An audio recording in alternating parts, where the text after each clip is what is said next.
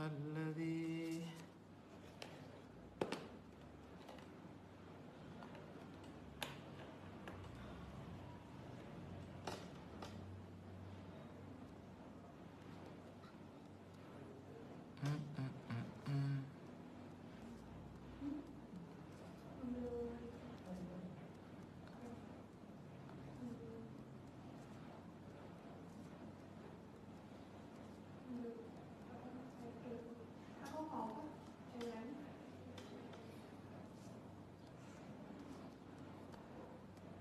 Alhamdulillah.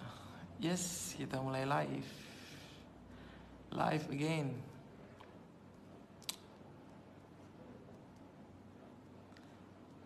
Assalamualaikum semuanya yang baru saja hadir, yang baru saja masuk, yang baru saja bergabung bersama Coach FJS di dalam acara siaran malam live. Dan malam hari ini alhamdulillah ini live pertama di bulan Ramadan. Iya, sambil menunggu yang lain untuk masuk ke dalam ruangan, teman-teman yang sudah ada di dalam ruangan boleh untuk kenalan terlebih dahulu, asalnya dari mana dan siapa namanya. Dan juga dipersilahkan untuk yang ingin untuk ngetek atau menandai teman-temannya, menandai jaringannya, menandai suaminya, menandai istrinya, semuanya boleh silahkan untuk ditandai terlebih dahulu sebelum kita mulai sebentar lagi. Insya Allah jam 8 tepat, 5 menit kemudian kita akan mulai. Oke, sekarang kita mau untuk yes.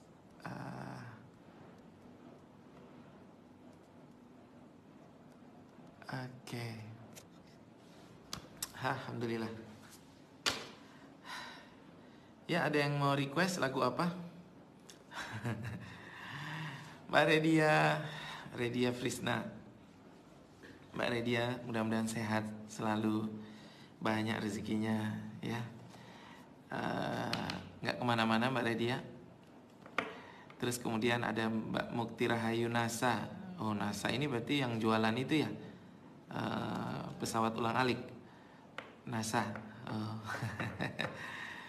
Terus Mbak Tia Bengkulu, Baby Blue Bengkulu. Terus Mas Ahmad Syahrudin, silakan bagi yang mau ngetek atau menandai teman-temannya, menandai saudara-saudaranya, menandai keluarganya, memanggil tim-timnya, memanggil jaringan-jaringannya, silakan. Dan malam hari ini alhamdulillah kita akan kajiannya akan tentang berbicara tentang menjemput rezeki. Menjemput rezeki, bagaimana kita punya bisa punya banyak rezeki insyaallah ya. Oke, Bu Intan, Ibu Guru ya. Pak Adam Ibrahim selalu hadir, Masya Allah. Pak Ahmad Syahrudin, cukur baru Coach. Iya, ini rambut model Ramadan. Jadi kalau Ramadan modelnya kayak begini. Menyambut bulan spesial. Kita mau menyambut orang spesial datang kan harus bersih-bersih, apalagi ini bulan spesial ya. Terus Pak Imam Sukoco, Mbak Rosa dari Palembang, ya sudah pada hadir. Mbak Oga, bagaimana kabarnya Mbak Oga? Mbak Oga setiap hari bagi-bagi nasi Jumat ya. Tapi bulan puasa ini kayaknya bukan nasi Jumat nih, ganti namanya nasi Senin, Selasa, Rabu, Kamis, Jumat, Sabtu, Minggu kayaknya, karena setiap hari bagi-bagi nasi terus. Luar biasa Mbak Oga ya. Terus Mbak Bu Lailatul Maghfirah, oh malam penuh ampunan ya. Bu Anggrita dari Salatiga, tetangga saya. Oke, Bu Arlinda, dan sudah mulai pada hadir. Alhamdulillah, kita lama gak ketemu ya. Berapa purnama coba kita gak ketemu tuh? Mungkin sekitar 2 purnama. Mudah-mudahan ada yang merindukan kajian kali ini. Gak rindu sama saya gak apa-apa, yang penting rindu sama kajian keilmuannya. Oke, ups, mau copot. Oke, sudah pada hadir semuanya. 1 menit lagi insya Allah kita akan mulai. Teman-teman semuanya saya doakan mudah-mudahan semuanya dalam keadaan sehat, semuanya bisa berpuasa dengan baik, bisa menjalankan ibadah-ibadah di bulan puasa ini dengan baik. Mudah-mudahan puasa kali ini membuat kita menjadi benar-benar menjadi orang yang takwa, menjadi orang-orang yang beriman, menjadi orang yang berubah ya, berubah dari sebelum bulan puasa dibandingkan dengan nanti setelah bulan puasa. Insya Allah kita berubah menjadi orang yang lebih takwa, lebih baik lagi. Hari ini, khusus hari ini kita akan berbicara tentang rezeki. Berbicara tentang rezeki. Tapi sebelum kita masuk ke topik pembahasan kita, dengar-dengar konon katanya rezeki itu berasal dari ya, rezeki itu bahasa Indonesia, tapi asal kata asalnya dari bahasa Arab. Rezeki itu berasal dari bahasa Arab. Rizki dimasukkan ke dalam bahasa Indonesia jadinya rezeki. Jadi bahasa Arabnya rizki. Sedangkan konon katanya juga bahasa Arab rizki itu berasal dari bahasa Inggris. Risk, R-I-S-K. Risk, resiko. Berarti kalau kita berarti benerlah pepatah yang mengatakan ya, no risk, no rizki. Nggak berani ngambil risiko, nggak dapat rezeki. Yaitu ilmu gotak gatok. Sebelum kita mulai, Teh Ida semuanya. Nah kita akan mulai tepat jam 8. Jam 9. Kok masih jam 8 aja ya? Kemarin kan kita jam 8. Dan hari ini jam 9 kita akan berbicara tentang rezeki. Saya akan menuliskan di depan. Seperti biasa kita akan menggunakan board, menggunakan papan. Dan saya sudah disiapkan papan oleh ini penonton. Di sini kita ada penonton. Jadi di belakang kamera ada banyak penonton, teman-teman. Mereka ini penonton-penonton yang biasanya dapat nasi kotak kalau mereka nonton. Yang biasanya nanti ada ye la la la ye. Nah, ini mereka ya. Jadi ada koordinatornya. Ya Allah. Oke. Bismillah.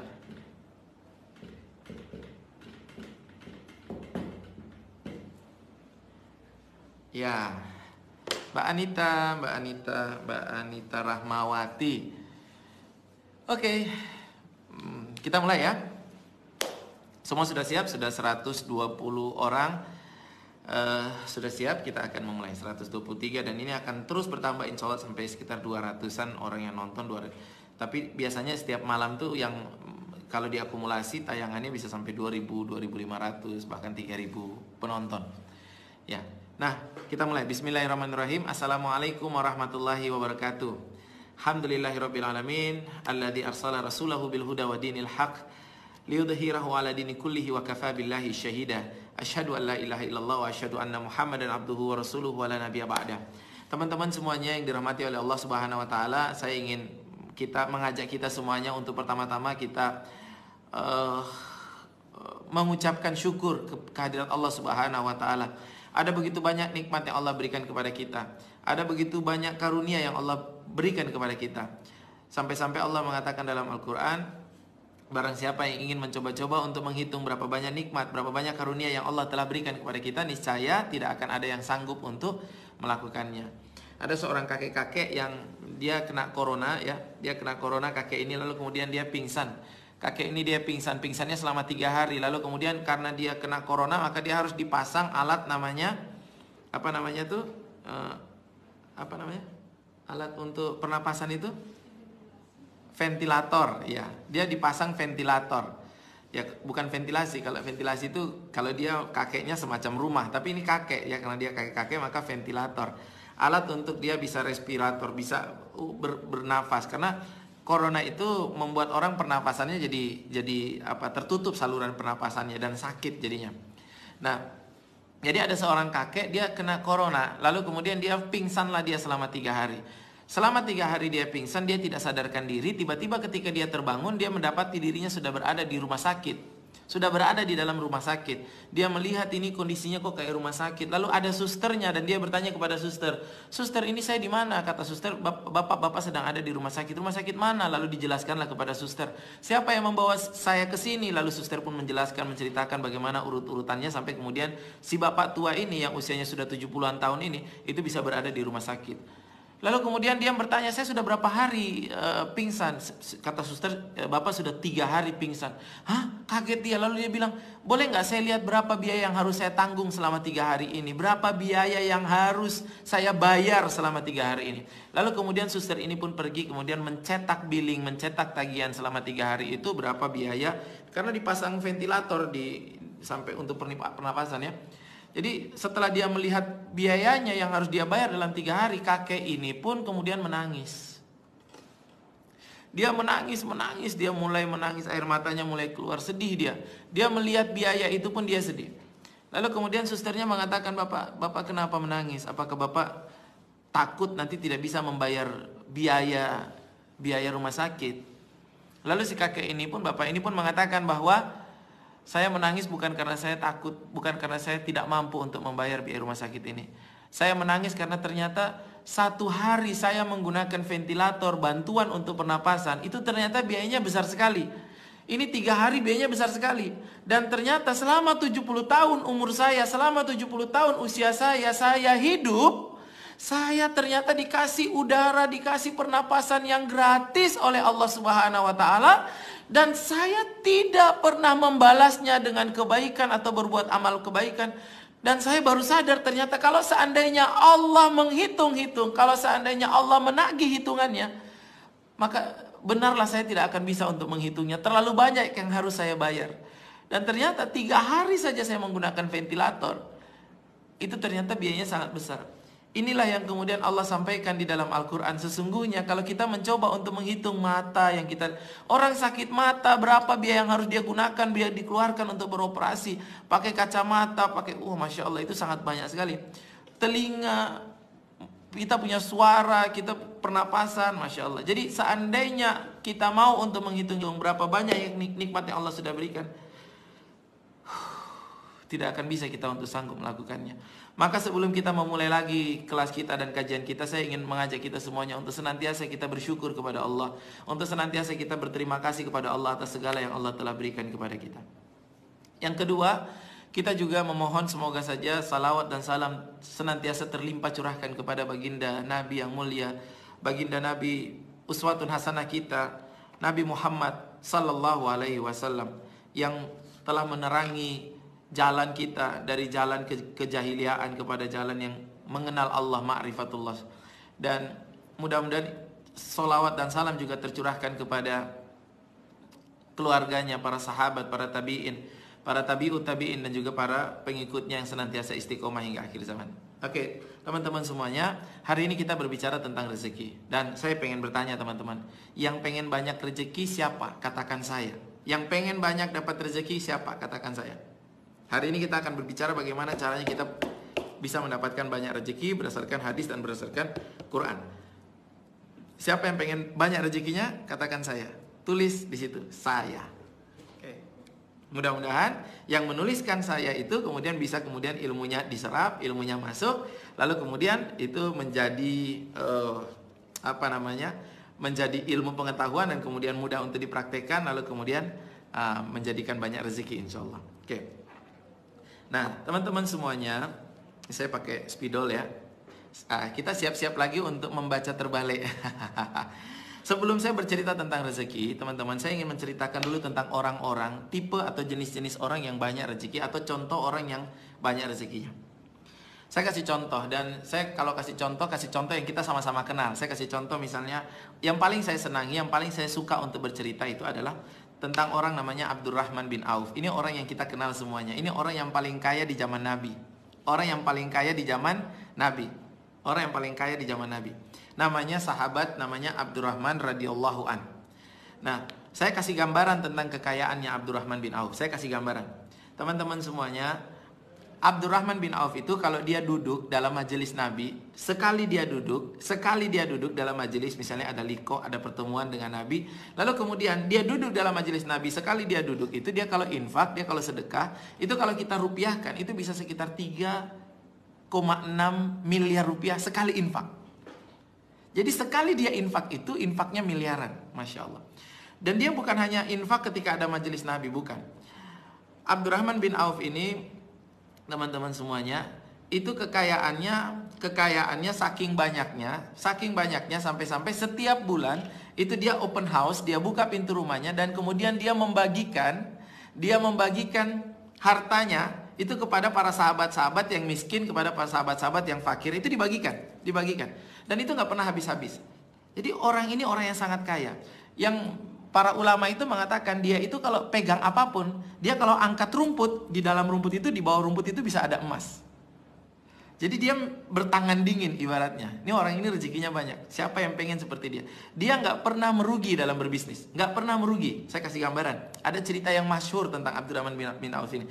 Tentang kurma busuk. Saya yakin teman-teman sudah pernah mendengarkan cerita ini. Tapi nggak apa-apa lah, saya ceritakan ulang. Tentang kurma busuk. Jadi suatu ketika di Madinah itu, ketika panen kurma, itu semua kurma itu busuk. Sehingga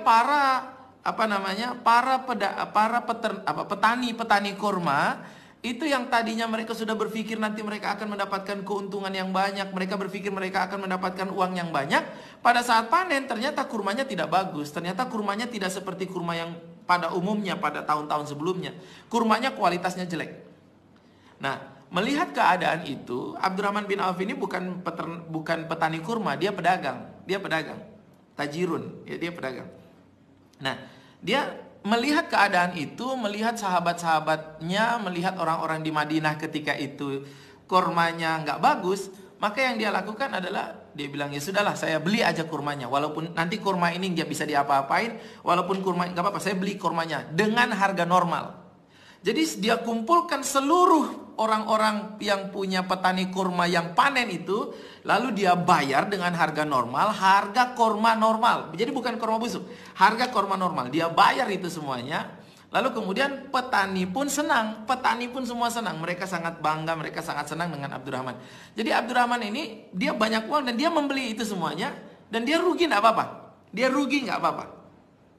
Nah, setelah dia beli kurma itu, kemudian kurma itu sudah dia beli semua. Satu Madinah itu dia beli semuanya. Setelah satu Madinah itu dia beli, teman-teman, apa yang terjadi? Beberapa hari kemudian ada utusan dari Habasyah, ada utusan dari luar daerah, luar Madinah, datang ke Madinah untuk mencari kurma busuk, dan mereka pengen membeli kurma-kurma itu dengan harga yang 2 kali lipat daripada kurma normal. Karena di wilayah mereka, di Habasyah ketika itu sedang ada wabah, sedang ada bencana, sedang ada penyakit yang kalau untuk menyembuhkan penyakit itu obatnya adalah kurma yang seperti itu. Dan mereka mau membayar 2 kali lipat bagi siapapun petani yang punya kurma seperti itu. Masya Allah. Jadi yang punya kurma itu siapa? Petani udah nggak punya karena sudah dibeli itu semuanya. Beberapa hari kemudian ada orang dari negeri lain yang mau datang beli itu semuanya. Dan Masya Allah, untungnya pun Abdurrahman bin Auf ini untungnya pun berkali-kali lipat. Jadi dia nggak pernah merugi. Masya Allah, ini orang nggak pernah merugi. Sampai-sampai dia pernah mengatakan, aku tuh pengen juga merasakan rugi itu kayak gimana. Ya mirip kayak kita-kita ginilah yang rugi terus. Jadi ini Abdurrahman bin Auf, saya akan mengungkapkan apa yang membuat dia tidak pernah merugi, apa yang membuat dia selalu mendapatkan keuntungan. Jadi teman-teman semuanya, ini orang luar biasa, Abdurrahman bin Auf. Saya ceritakan, pernah suatu ketika Abdurrahman bin Auf ini orang kaya raya. Jadi ketika perang Tabuk, Rasulullah meminta untuk semua sahabat untuk berinfak, bersedekah. Dia datang dan dia memberikan 100 ekor kuda, 100 ekor onta. Dia memberikan logistik, memberikan makanan. Masya Allah, ini orang yang luar biasa sekali. Dan saya sangat terinspirasi dengan Abdurrahman bin Auf. Saya sangat terinspirasi. Saya pengen kaya sekaya-kayanya. Saya pengen luar biasa seperti itu.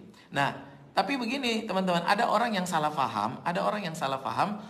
Karena memang ada hadisnya ketika itu dari Aisyah radhiyallahu an. Itu ada hadisnya ketika Aisyah mengatakan bahwa Abdurrahman bin Auf itu akan masuk surga. Itu terakhir, sambil merangkak gitu. Jadi memang ada orang mengatakan begini, orang kaya itu hisapnya lama. Orang kaya itu hisapnya lama. Sehingga banyak orang sekarang takut menjadi kaya karena takut hisapnya lama.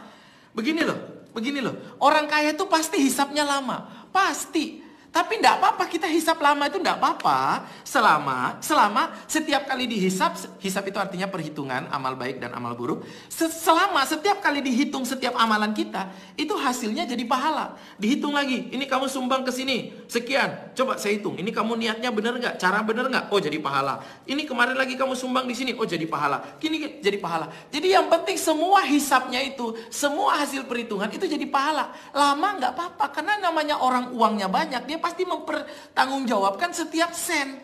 Jadi lama itu pasti wajib, pasti lama dipertanggungjawabkan. Tapi yang penting setiap sen itu jadi pahala. Wah, Masya Allah, masuk surga tuh. Surganya tingkatan yang paling tinggi, Firdaus insya Allah. Jadi jangan takut dengan hisab lama, karena pasti hisabnya lama. Yang harus ditakutkan adalah kalau hisabnya itu hasilnya zong, hasilnya yang tadinya berharap pahala, ternyata hasilnya nggak jadi pahala, itu zong namanya. Yang dalam hadis yang lain ada Rasulullah mengatakan orang-orang yang muflis, orang-orang yang bangkrut, orang-orang yang dia mengira bahwa dia masuk atau datang ke akhirat dengan banyak sekali pahala, dengan tilawahnya, dengan sholat malamnya, tapi kemudian di akhirat karena dia banyak menyakiti hati orang, karena dia akhirnya zong, itu semuanya dia nggak dapat. Nah, itu yang nggak boleh. Yang boleh itu hisabnya memang harus lama.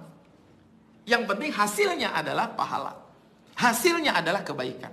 Nah, Abdurrahman bin Auf ketika dia disampaikan oleh Aisyah itu, dia langsung sumbangkan itu harta-hartanya. Masya Allah. Jadi ini orang luar biasa nih Abdurrahman bin Auf. Nah, teman-teman semuanya, jadi orangnya kaya. Ini pertanyaannya adalah bagaimana cara dia kaya? Bagaimana cara dia kaya? Bagaimana dia mendapatkan itu semua? Oke, saya akan kembali flashback ke cerita sebelum Abdurrahman bin Auf itu datang ke Madinah, atau sebelum dia jadi orang saudagar kaya raya di Madinah. Teman-teman juga pasti ingat bahwa Abdurrahman bin Auf ini adalah orang Mekah. Dia ini muhajirin. Muhajirin itu artinya orang yang datang dari Mekah ke Madinah, berpindah mengikuti Rasulullah, hijrah dari Mekah ke Madinah. Dan rata-rata orang yang datang dari Mekah ke Madinah itu nggak bawa apa-apa, nggak bawa baju banyak, nggak bawa, karena mereka itu ya sudahlah datang karena Rasulullah mengatakan begitu, ya sudah kita datang. Jadi Abdurrahman bin Auf itu sampai di Madinah setelah dia hijrah, dia pun nggak punya apa-apa. Dia nggak punya apa-apa, tapi bagaimana kok bisa tiba-tiba dalam waktu yang singkat, dalam waktu hanya beberapa tahun, dia menjadi orang kaya raya. Inilah kunci yang harus kita pelajari. Yang kalau kita bisa mengikuti Nabi dan para sahabat, insya Allah kita pun jadi seperti itu. Jadi sebelum kita belajar tentang Robert Kiyosaki, sebelum kita belajar tentang hukum-hukum bisnisnya, siapa lagi itu, Warren Buffett, atau hukum-hukum bisnis yang dibuat oleh orang-orang yang luar biasa di zaman sekarang, teman-teman semuanya, kita perlu untuk mempelajari dulu bagaimana orang-orang zaman dulu, di zaman Nabi terutama, Nabi sendiri kaya, dan bagaimana para sahabat itu mereka kaya. Karena di dalam cerita-cerita mereka itu ada teladan bagi kita, kata Allah, ada teladan bagi kita. Nah, kadang-kadang kita tuh lompat, kita nggak mempelajari tentang kekayaan-kekayaan di zaman Nabi, kekayaan-kekayaan di zaman para sahabat, bagaimana mereka bekerja, bagaimana teknik-teknik, bagaimana strategi-strateginya. Kita lebih banyak ketika belajar sirah, ketika belajar sejarah, kita lebih banyak belajarnya tentang bagaimana pelajaran akidah, tentang bagaimana pelajaran fikihnya, tentang bagaimana hikmahnya, bagaimana akhlaknya. Ini bagus, tapi ingat, jangan menghilangkan yang ekonominya, jangan menghilangkan yang iktisodiahnya, jangan menghilangkan yang ininya. Kita juga harus belajar di situ, sehingga pelajaran yang kita ambil dari para sahabat dan Nabi itu syumul Islamnya. Sekarang ketika orang berbicara tentang orang Islam harus kaya, itu kadang-kadang ya seakan-akan hal yang tabu gitu ketika berbicara tentang kekayaan di dalam masjid, berbicara tentang kekayaan di kajian-kajian. Oh enggak boleh. Kekayaan itu, bisnis itu juga diatur dalam Islam. Nah, pertanyaannya adalah bagaimana cara Abdurrahman bin Auf itu menjadi kaya. Dalam waktu 1-2 tahun dia udah jadi kaya raya, padahal dia baru datang di Madinah. Dan dia datang gak bawa apa-apa. Ketika dia datang, dia dipersaudarakan, ya, muakkah, dipersaudarakan dengan orang Ansor namanya Sa'ad bin Robi. Namanya Sa'ad bin Robi. Nah, setelah dia dipersaudarakan, karena Nabi itu ketika hijrah melakukan 3 hal. Ketika hijrah sampai di Madinah, Nabi itu melakukan 3 hal pertama. Yang pertama, Nabi membangun masjid, Masjid Quba. Yang kedua, Nabi membangun pasar. Yang ketiga, Nabi mempersaudarakan orang Ansor dan orang Muhajirin. Apa artinya? 1, Nabi membangun masjid, itu Nabi sedang membangun kekuatan spiritual. 2, Nabi membangun pasar, Nabi sedang membangun kekuatan ekonomi. 3, Nabi mempersaudarakan, itu Nabi sedang membangun kekuatan sosial. Jadi untuk membangun sebuah peradaban, untuk membangun sebuah masyarakat, butuh 3 kekuatan ini. Maka Nabi itu tidak hanya membangun masjid. Jadi kita jangan hanya di masjid, sosial juga, sosial diperhatikan. Karena nggak mungkin masjid ini makmur ketika sosialnya nggak bagus gitu. Jadi sosial dipersaudarakan. Orang Ansor, orang Muhajirin yang datang, orang Ansor yang asli itu dipersaudarakan. Orang-orang Ansor ini pun adalah orang-orang yang mereka sudah masuk Islam.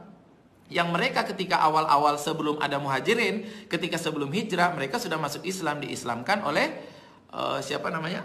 Mus'ab bin Umair, dan mereka melakukan baiatul aqobah. Mereka datang ke Mekah untuk berbaiat kepada Rasulullah. Jadi mereka ini orang-orang Ansor ini, ketika Muhajirin datang langsung mereka melakukan persaudaraan. Nah, ini adalah simbol kekuatan sosial. Jadi ada 3 kekuatan yang dibangun oleh Rasulullah ketika Rasulullah ingin membangun sebuah peradaban, membangun sebuah organisasi.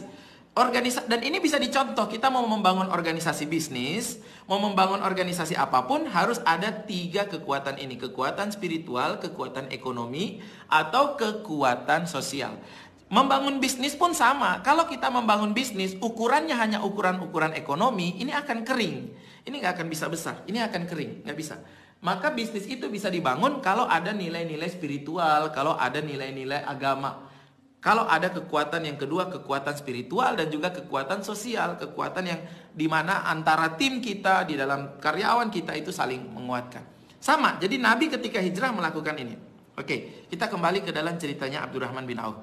Jadi Abdurrahman bin Auf dipersaudarakan dengan orang Ansor namanya Sa'ad bin Rabi.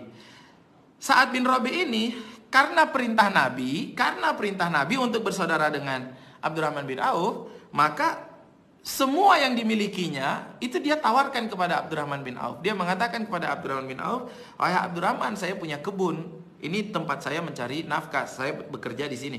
Jadi kebun saya ini memang nggak luas-luas amat, tapi kita bagi 2. Kita bagi 2. Nanti silakan kamu kerjakan yang separohnya, saya kerjakan yang separohnya. Biar kamu punya penghasilan di sini." Katanya Sa'ad bin Rabi kepada Abdurrahman bin Auf. Lalu kemudian yang kedua, Sa'ad bin Rabi juga mengatakan, selain kebun itu, kamu kan di sini juga nggak punya tempat tinggal. Jadi semua orang Muhajirin itu tinggal di rumahnya orang Ansor. Nabi Muhammad sendiri tinggal di rumah orang namanya siapa? Abu Ayyub Al-Ansori. Nabi Muhammad tinggal di rumahnya Abu Ayyub Al-Ansori. Sedangkan Abdurrahman bin Auf tinggal di rumah orang namanya Sa'ad bin Rabi. Ya, Sa'ad bin Rabi bilang, kamu mau pilih rumah yang sebelah mana? Yang atas atau bawah, yang kiri atau kanan? Silakan, kita bagi 2. Dan yang ketiga, Sa'ad bin Rabi pun menawarkan, saya punya istri 2, silakan kamu mau pilih yang mana? Kamu pilih, nanti saya ceraikan, silakan kamu ambil. Setelah masa iddahnya silakan kamu nikahi. Masya Allah, itu dikasih modal yang luar biasa itu. Tapi Abdurrahman bin Auf ini memang asli pengusaha beneran. Dia nggak mau mengambil sesuatu tanpa membayar, tanpa memberi. Dia nggak mau menerima begitu saja. Dia bilang kepada Sa'ad bin Rabi, mudah-mudahan semua hartamu, keluargamu semua diberkahi. Saya tidak membutuhkan itu semuanya. Cukup tunjukkan kepada saya di mana pasar. Cukup tunjukkan kepada saya di mana pasar. Akhirnya mereka pergilah berdua ke pasar. Nah, ketika itu di zaman itu pasar itu dikuasai oleh orang Yahudi. Jadi orang Yahudi itu ada orang Bani Quraidah, Bani Koinuka, Bani Nador. Ini 3 bani yang besar yang di Madinah. Ini ada 3 bani Israel, orang-orang Yahudi yang besar, ya. Bani Koinuka, Bani Nador, dan Bani apa tadi saya bilang? Yaitu ini mereka tuh, dan pasar itu dikuasai oleh mereka. Sama seperti hari ini marketplace yang besar-besar itu dikuasai oleh mereka. Nah, maka dia datang ke sana, ada pasar yang dimiliki oleh Bani Koinuka.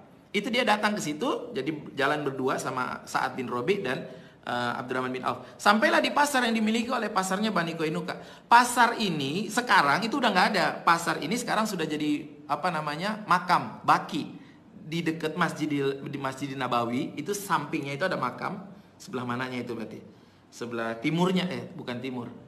Ya, sebelah, kalau kita mau masuk masjid sebelah kiri lah itu ada makam. Nah, itu dulu pasar tuh di situ. Pasarnya Bani Koinuka tuh di situ.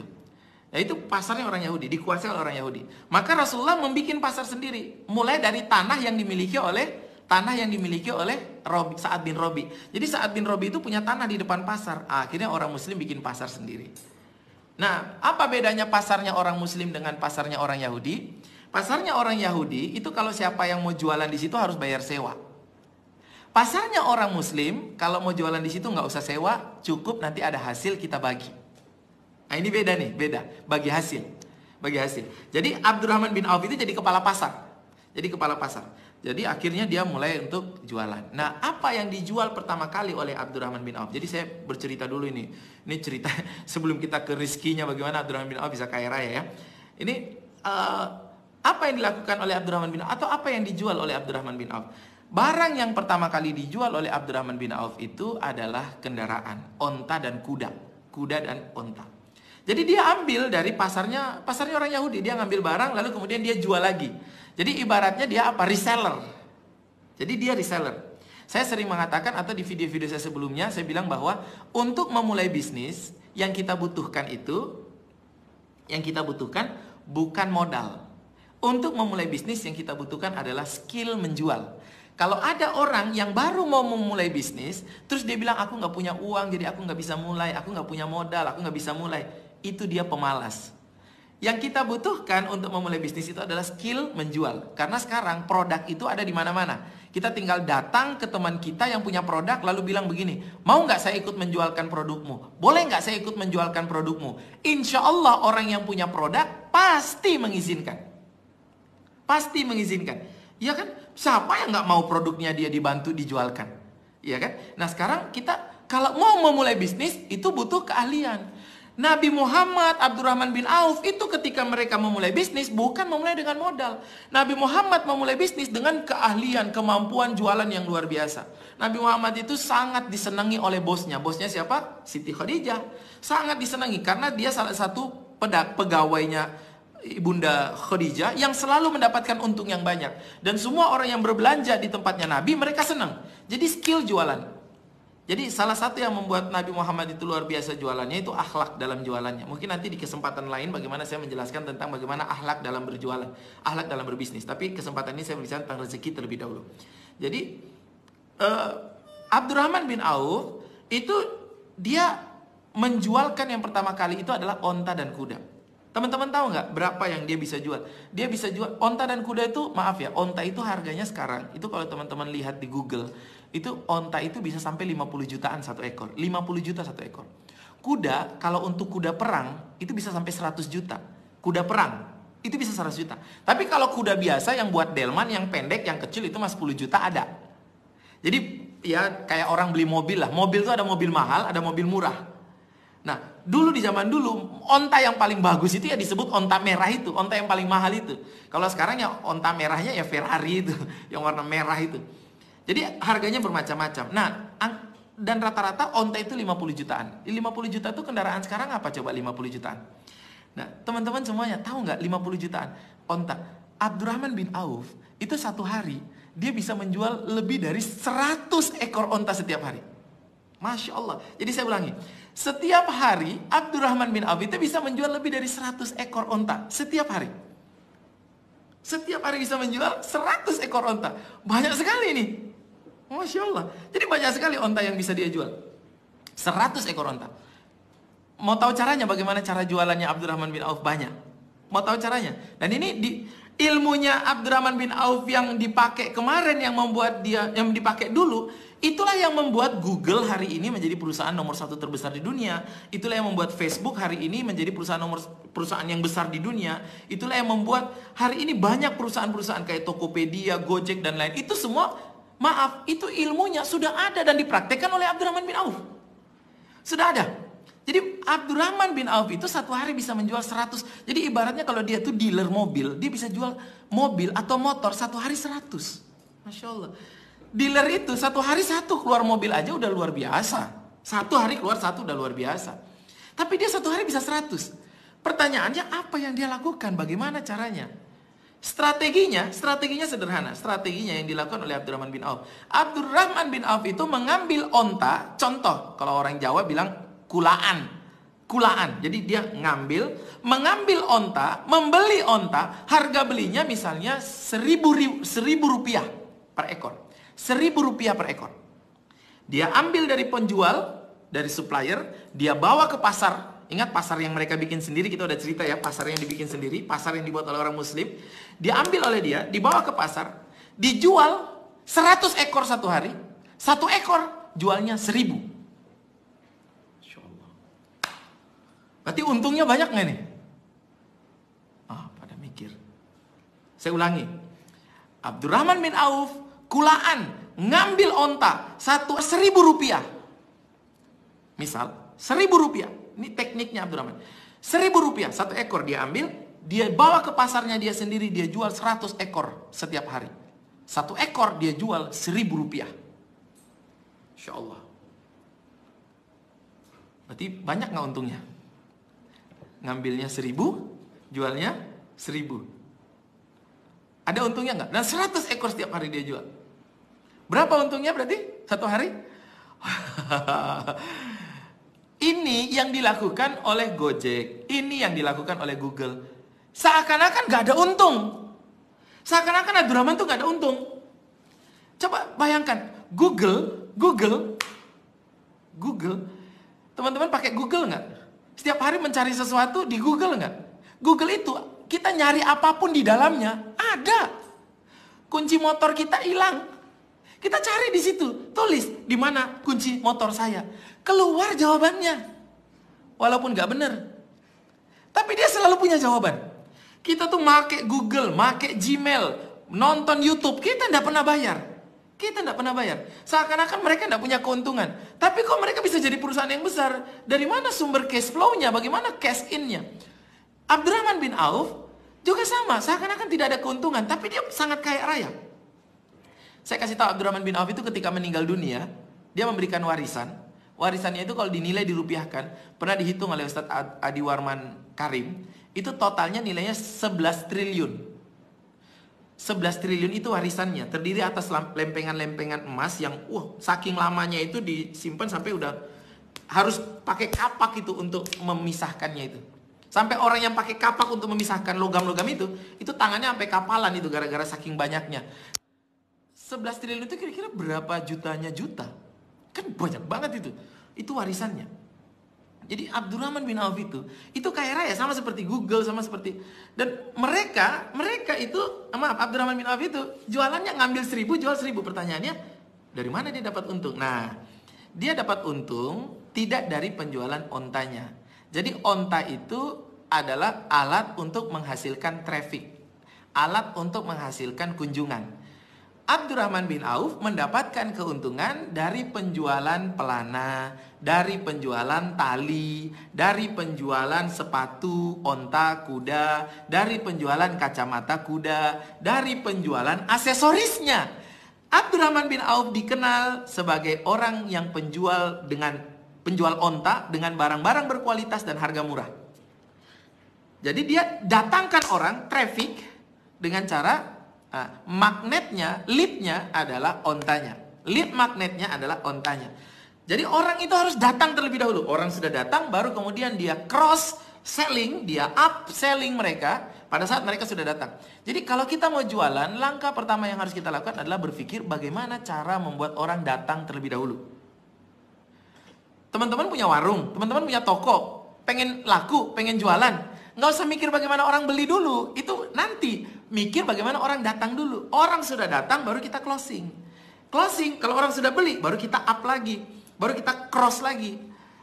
Jadi kadang-kadang orang nggak bisa jualan karena dia itu berpikir bagaimana dia punya toko, bagaimana orang langsung beli. Itu kita kemajon, kita mikirnya terlalu jauh. Kita harus mikir dulu bagaimana orang datang dulu. Nah, untuk membuat orang datang, itu harus ada namanya lead magnet. Harus ada magnet yang membuat lead. Nah, kadang-kadang kita kasih sesuatu yang gratis, kadang-kadang kita sesuatu yang murah agar jadi lead. Saya kasih contoh, misalnya ini ada remote AC, ini ada buku, ini ada spidol. Saya jual 3 barang. Nah, banyak orang yang pengen spidol. Saya kulaan spidol itu 1.000. Spidol di lain-lain tempat lain-lain belinya 1.200. Jual 1.200. Orang kalau mau beli spidol di mana-mana 1.200. Saya kulaannya 1.000. Saya jualnya 1.000. Saya nggak dapat untung dari sini. Tapi saya berharap orang datang ke toko saya, nanti buat beli ini, Tapi nanti mereka juga nanti akan saya tawarkan ini. Yang penting orang datang dulu, yang penting orang sudah masuk dulu, baru saya bisa. Jadi ini korban, ini harus ada yang jadi korban. Nah kadang-kadang kita nggak bisa jualan karena kita mau untung dari semuanya. Bisa dipahami nggak? Jadi Abdurrahman bin Auf itu dia mengambil keuntungan tidak dari ontanya. Nah, ini kalau dalam bahasa marketing disebut cross selling. Dia tidak mengambil keuntungan dari ontanya, dia mengambil keuntungan dari talinya. Dan lebih menarik itu mengambil keuntungan dari aksesoris. Kalau kita lihat dealer motor, kita lihat dealer mobil, maaf, perputaran aksesorisnya itu jauh lebih cepat daripada perputaran kendaraannya. Orang beli motor satu kali beli motor berapa tahun sekali? Beli motor berapa tahun sekali? Mungkin 5 tahun sekali, mungkin 10 tahun sekali. Kalau nggak hilang nggak beli-beli kan, mungkin ada yang sampai 20 tahun sekali. Tapi orang beli kampas rem, orang itu bisa tiap bulan, bisa ganti oli. Jadi dia perputarannya Pak, perputarannya. Nah Abdurrahman bin Auf ini akhirnya mendapatkan banyak sekali keuntungan dari penjualan aksesorisnya. Dari penjualan aksesorisnya. Oke, akhirnya singkat cerita dia menjadi orang yang sangat kaya raya. Tapi saya ingin menceritakan bahwa teman-teman semuanya, kekayaan Abdurrahman bin Auf ini, dia mendapatkan banyak sekali uang, bukan hanya sekedar karena strateginya, bukan hanya karena sekedar kecerdasannya, tapi ada yang jauh lebih bagus. Ada yang jauh lebih lebih fundamental dari kenapa dia mendapatkan kekayaan itu semuanya. Oke, saya akan beritahu kenapa Abdurrahman bin Auf itu mendapatkan kekayaannya. Oke. Teman-teman semuanya, siapa yang pengen bisa jadi seperti Abdurrahman bin Auf? Katakan saya. Punya banyak kekayaan, punya hati yang dermawan. Ingat ya, hati yang dermawan kedermawanan itu bukan memberikan kepada orang lain apa yang orang lain butuhkan. Bukan. Kedermawanan itu adalah memberikan kepada orang lain apa yang dia sendiri butuhkan. Itu dermawan. Aku ya butuh, jane aku ya butuh, tapi ya kamu butuh ya tak dahulukan.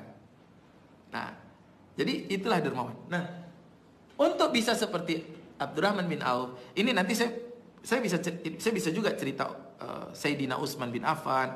Saya juga bisa cerita mungkin Abu Bakar, bagaimana Abu Bakar menghasilkan uang, bagaimana Sayyidina Utsman menghasilkan uang, bagaimana siapa lagi,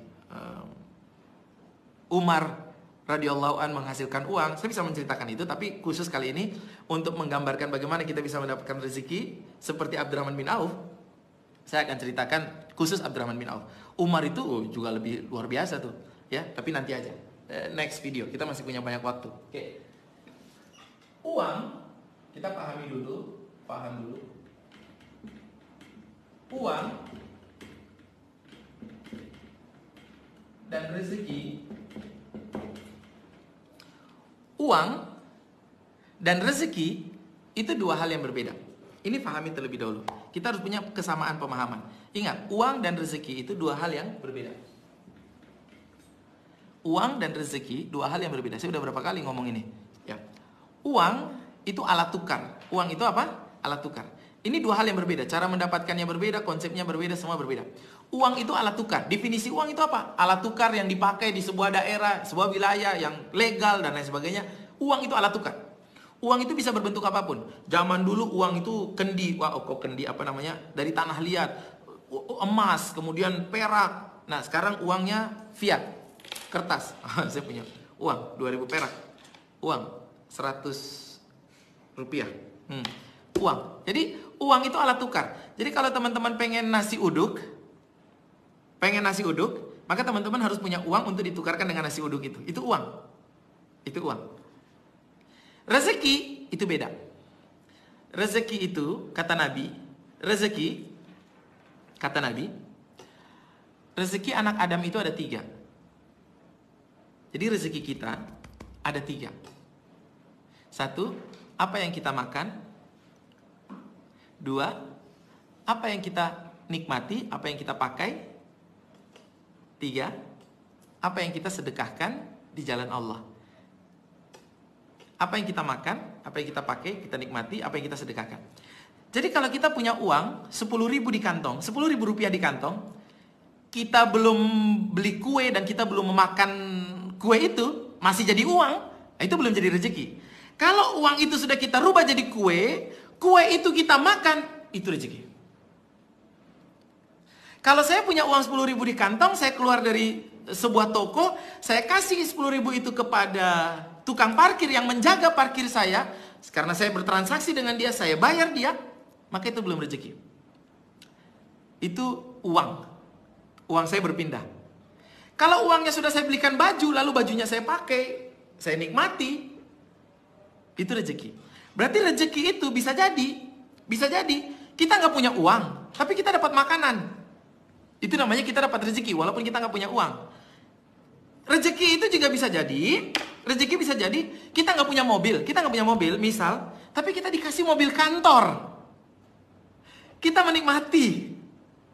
Daripada naik motor, kita menikmati. Kita nggak punya uang, tapi Allah kasih rezekinya. Itu rezeki, karena kita menikmati. Jadi untuk mendapatkan rezeki itu sebenarnya nggak butuh uang. Tapi kalau punya uang, itu jauh lebih keren lagi. Jadi teman-teman semua, itu dua hal yang berbeda. Dan rezeki kita itu adalah apa yang kita sedekahkan. Saya dulu sering berpikir begini, kalau saya mau sholat duha, mudah-mudahan nanti saya habis itu banyak rezeki. Saya sedekah biar saya banyak rezeki. Tapi setelah saya bayangkan, saya pikir-pikir, salah ternyata. Sebenarnya saya bisa sholat duha, itulah rezeki saya.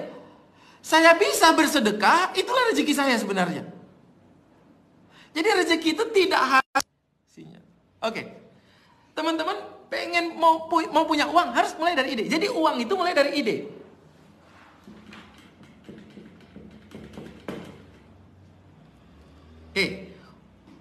Uang dimulai dari ide. Sudah kedengaran suara saya? Suaranya hilang. Oke. Jadi teman-teman kalau mau uang harus punya ide. Ide itu dari mana? Ide itu dari pikiran kan? Lalu dia jadi bisnis. Ide jadi bisnis, jadi uang. Semakin pintar bisnis, ya, semakin banyak ide-ide bagus, semakin punya banyak ilmu, banyak uang. Tapi rezeki enggak dari ide, enggak dari bisnis. Enggak. Rezeki itu rezeki itu dari amal soleh. Dari amal soleh. Mungkin saya menuliskan gini aja. Dibalik. Uang itu dari bisnis atau dari jualan, dari dagang. Bisnis itu dari ide. Ini lebih. Uang dari bisnis, dari dagang. Dagang dari ide. Pengen dagang apa? Gitu. Kalau rezeki enggak. Rezeki itu dari amal soleh. Dari amal soleh. Amal soleh itu berasal dari iman. Amal soleh berasal dari iman. Rezeki itu dari amal soleh. Teman-teman, coba dengerin. Lihat semua ayat dalam Al-Quran dan dalam hadis. Lihat semua ayat tentang rezeki dalam Quran dan dalam hadis. Semua ayat tentang rezeki. Selalu Allah Subhanahu wa ta'ala hubungkan rezeki itu dengan amal soleh. Mau punya rezeki, sholat duha. Mau punya banyak rezeki, sholawat. Mau punya banyak rezeki, istighfar. Mau punya banyak rezeki, silaturahim. Mau punya banyak rezeki, sedekah. Nggak ada ayat mau punya banyak rezeki, jualan kerudung. Mau punya banyak rezeki, jualan nasi uduk. Mau punya banyak rezeki, jualan baju. Nggak ada. Itu kalau mau dapat uang. Tapi uang belum tentu jadi rezeki. Uang belum tentu. Kalau kita pintar bisnis, kita bisa menghasilkan uang. Tapi kalau kita nggak pintar dalam amal soleh dan iman, tidak ada iman, kurangnya iman menghasilkan kurangnya amal soleh, kurangnya amal soleh menghasilkan kurangnya rezeki. Kalau kita pintar bisnis, kita dapat banyak uang. Tapi karena lemah imannya, kurang imannya, uang yang kita dapat banyak itu karena pintar berbisnis, nggak bisa kita nikmati. Nggak bisa jadi sedekah, nggak bisa jadi rezeki. Nggak bisa jadi rezeki. Jadi ada orang yang punya banyak uang, pintar berbisnis, tapi uangnya nggak bisa dia nikmati. Nggak bisa dia nikmati. Karena dia punya masalah dengan amal rezeki, amal soleh. Dia punya masalah dengan iman. Sehingga uang yang banyak itu selalu ada cara Allah untuk mengambilnya. Selalu ada cara untuk membuat hilang itu uang. Selalu ada cara. Tiba-tiba ada harus bayar ini, tiba-tiba harus sakit, tiba-tiba harus nabrak mobil orang, tiba-tiba itu kurang amal soleh. Kalau orang tua kita bilang lu kurang sedekah lu. Makanya keambil tuh uangnya tuh. Jadi sebagai seorang mukmin yang kita bangun mana? Dua-duanya. Yang kita bangun dua-duanya. Jangan kita pinter bisnis tapi nggak pinter cari rezeki. Jangan juga kita cari rezeki beramal soleh tapi nggak banyak duit. Jangan. Dua-duanya. Rezeki itu ya kita dicukupi dengan rezeki, tapi uang itu berbeda. Nah, yang kita inginkan tuh punya banyak uang dan banyak rezeki, kan begitu. Jadi jangan dipola-polain, dibagi-bagi, didikotomikan. Saya tuh nggak punya uang, nggak apa-apa, miskin nggak apa-apa, yang penting banyak rezeki. Salah, bro. Saya yang penting banyak uang, nggak, kita pengen dua-duanya. Dan bagaimana kita menggunakannya dengan sebaik-baiknya. Kita pengen punya banyak uang dan pengen punya banyak rezeki. Oke. Cara mendapatkannya berbeda. Nah, sekarang yang mau saya sampaikan di video ini videonya udah jalan 45 menit. Yang mau saya sampaikan itu bagaimana caranya menghasilkan banyak rezekinya. Kalau bagaimana menghasilkan banyak uang lewat bisnis, itu sudah sering kita bahas. Cara jualan, nanti mungkin ada yang lain membahas bagaimana cara jualan, bagaimana teknik ini, bagaimana jualannya via online, bagaimana jualannya via online, via offline, via valen, itu semuanya di sini. Uang. Nah, hari ini saya mau bahas yang kuadran sebelah sini, rezeki. Jadi kalau kita punya banyak rezeki, kalau Allah memberikan rezeki kepada kita, itu memudahkan kita untuk mendapatkan uang yang kita dapatkan itu jadi kepakai, jadi kenikmatan gitu. Jadi kepakai, jadi kerasa. Tapi kalau uang nggak ada rezeki di dalamnya, uang itu tidak jadi rezeki, nggak kepakai, keambil, hilang gitu. Oke. Nah, bagaimana caranya mendapatkan banyak rezeki? Teman-teman bisa paham ya? Oke. Rezeki itu datang, rezeki itu semua dari Allah. Rizqu minallah. Rezeki itu dari Allah Subhanahu wa ta'ala. Tapi ada polanya. Ada pola bagaimana Allah itu memberikan rezeki kepada kita. Kalau kita tahu polanya, insya Allah kita bisa untuk mendapatkan banyak rezeki. Oke. Ada 4 cara, ada 4 pola Allah itu memberikan rezeki kepada hambanya.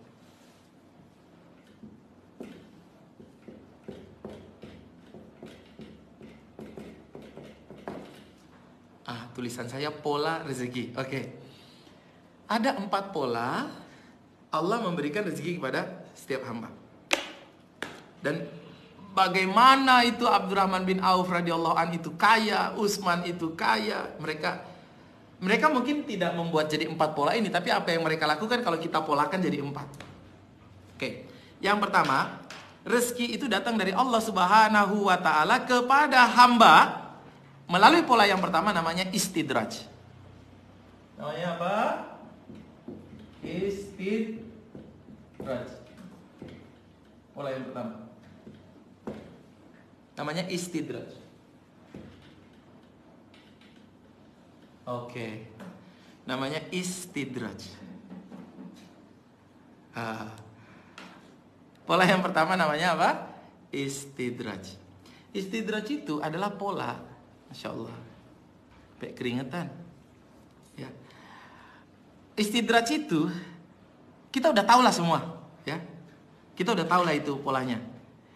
Intinya itu adalah sesuatu yang nikmat yang Allah berikan kepada hamba, nikmat yang Allah berikan kepada seseorang, nikmat yang Allah berikan kepada makhluknya, kepada hambanya. Tapi semakin banyak nikmat itu dia dapatkan, semakin banyak kenikmatan itu dia terima, semakin dia lupa dengan Allah, semakin dia jauh dengan syariat, semakin dia banyak maksiatnya. Insyaallah. Semakin jauh dia. Jadi ibaratnya tuh istidraj itu kayak gini. Ada pengamen, ya, kita lagi makan bakso gitu, Ada pengamen datang, nyanyi. Badannya tuh bau apa ya? Bau asam. Badannya bau asam. Terus wajahnya apa ya? Menyeramkan.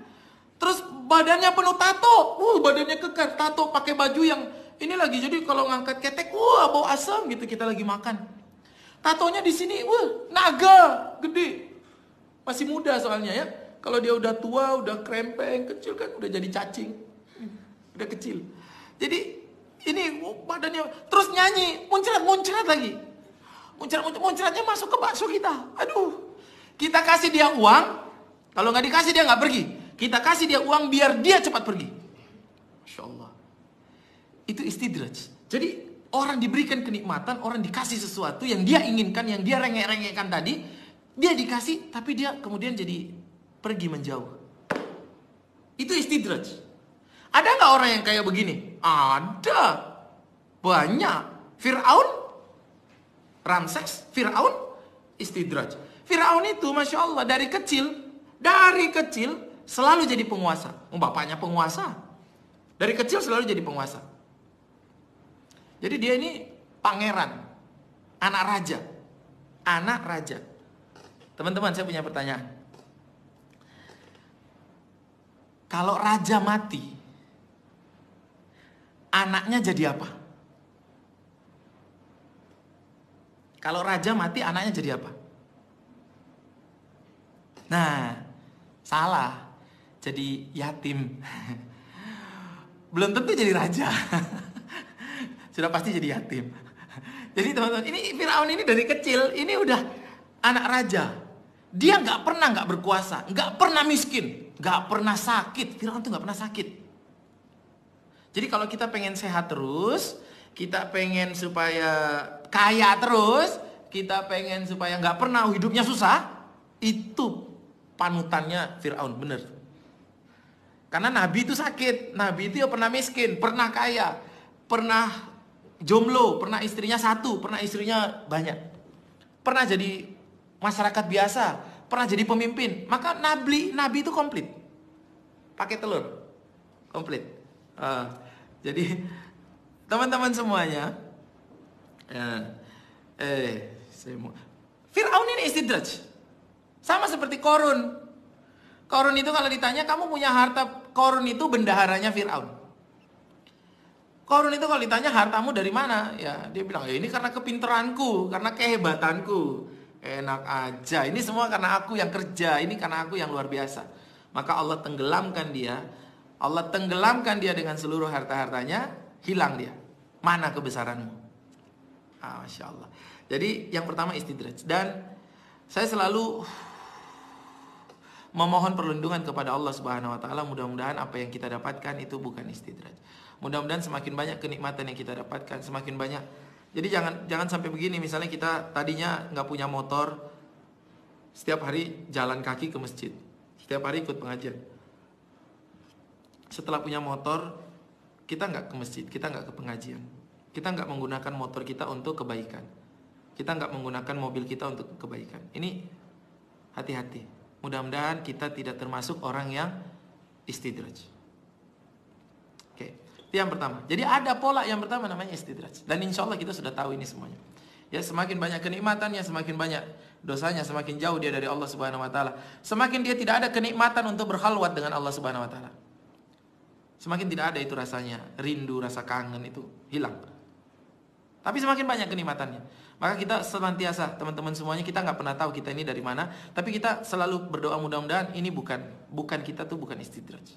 Mudah-mudahan rezeki ini adalah rezeki yang baik bagi kita. Pola yang kedua, bagaimana kita mendapatkan rezeki. Yang kedua, sebab. Jadi sebab yang pertama namanya istidraj. Sebab yang kedua kita mendapatkan rezeki namanya ikhtiar.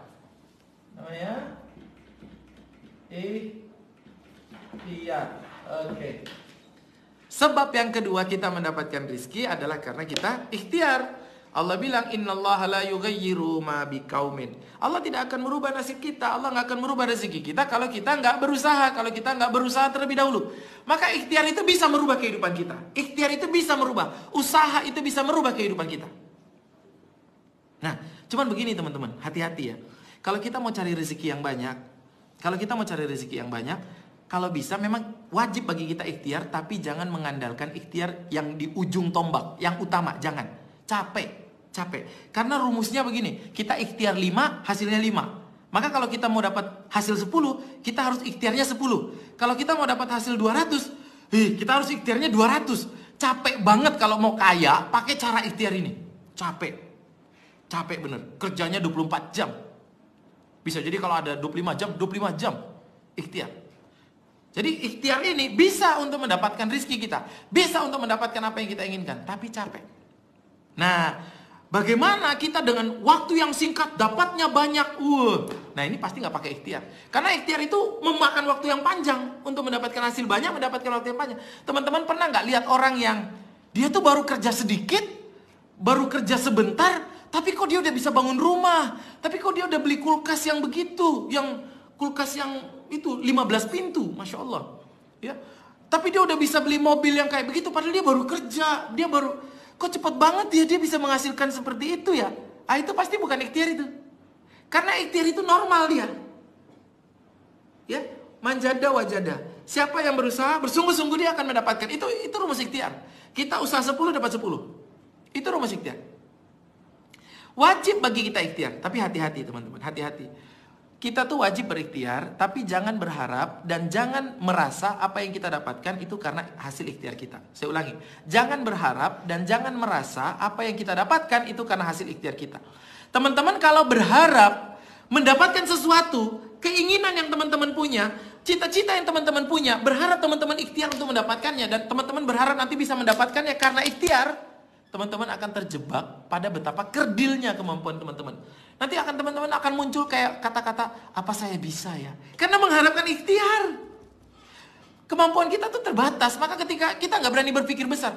Jadi salah satu ciri orang yang tidak berani berpikir besar adalah orang yang merasa bahwa apa yang dia dapatkan itu harus karena ikhtiarnya dia. Maka dia terjebak pada kekerdilan kemampuannya. Dia nggak mampu berpikir besar. Apa aku iso, apa bisa, dan lain sebagainya. Nah itu. Karena ikhtiar. Ikhtiar itu wajib, tapi jangan merasa bahwa itu adalah sumber dan itu adalah kita mendapatkan karena itu. Tapi itu wajib. Oke. Nah, ada cara pola yang ketiga dan keempat. Kalau kita pakai ini, nah ini yang digunakan oleh Abdurrahman bin Auf, yang digunakan oleh Sayyidina Utsman, yang digunakan oleh Sayyidina Abu Bakar, yang digunakan oleh Sayyidina Umar. Itu yang ketiga dan yang keempat. Kalau kita menggunakan pola yang ketiga dan yang keempat ini, Masya Allah, tangan kita itu nggak sanggup, nggak cukup untuk nahan rezeki itu.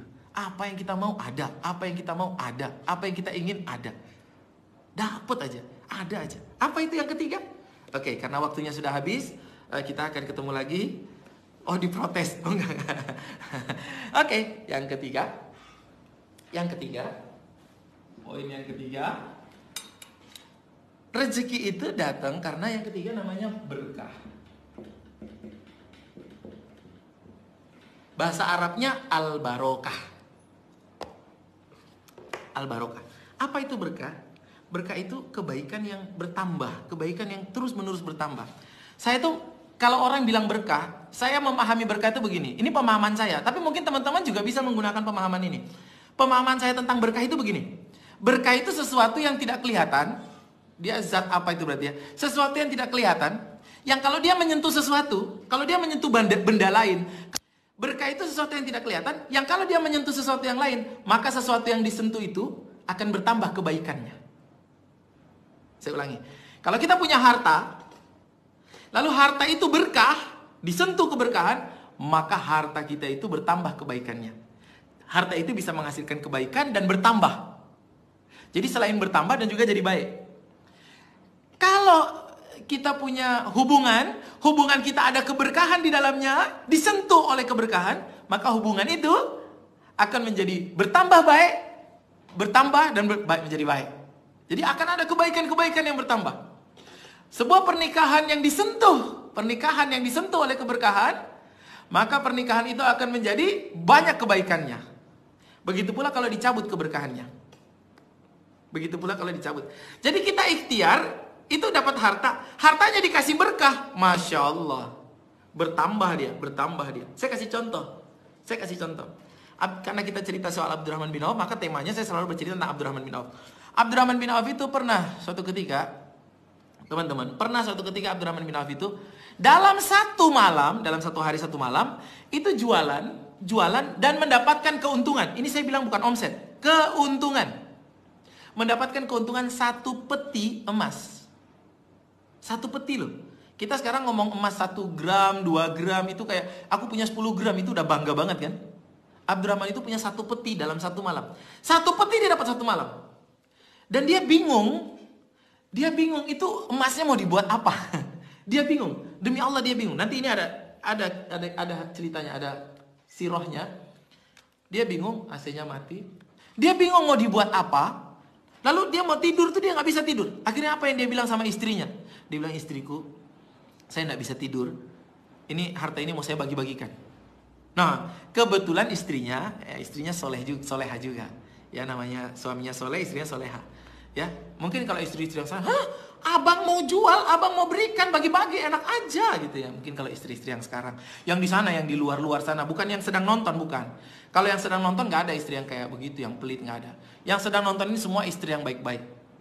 Kalaupun ada istri yang pelit yang lagi nonton, itu pun paling hanya 1, 2, 3, 4, 5, 6, 7, 8 dan seterusnya. Ini ada berapa itu penontonnya? Jadi ini dia bilang sama istrinya, kita sumbangkan aja semua. Di malam itu juga dikeluarkan semuanya, dibagikan. Karyawannya keluar rumah lalu bilang gini, semuanya ini pengen dibagikan oleh Bapak Abdurrahman. Lalu kemudian dibagikan. Teman-teman, wallahi hari besoknya itu dapat keuntungan 2 peti emas. 2 peti emas. Itu keberkahan. Jadi harta disirami berkah, dikasih. Jadi berkah itu menurut saya nggak ada bentuknya. Nggak ada bentuknya. Tapi kalau sesuatu dikenai berkah, dia jadi bertambah dan baiknya jadi banyak gitu intinya. Apapun itu. Jadi, nah ini berkah ini. Jadi bagaimana uang kita hasil ikhtiar itu dikasih berkahnya. Baik prosesnya maupun hasilnya dikasih berkahnya. Kalau itu ada berkahnya, Masya Allah. Nah, Abdurrahman bin Auf itu, tadi kan malam kedua 2 peti. Itu, teman-teman semuanya, di malam kedua itu disumbangkan juga semuanya. Disumbangkan 2 peti itu. Masya Allah. Dan di hari ketiga, itu dapat 4 peti. 4 peti emas. Jualan yang sama. Masya Allah. Jualan yang sama, 4 peti emas. Dan itu berlanjut terus-menerus sampai gudangnya itu penuh. Gudangnya itu penuh.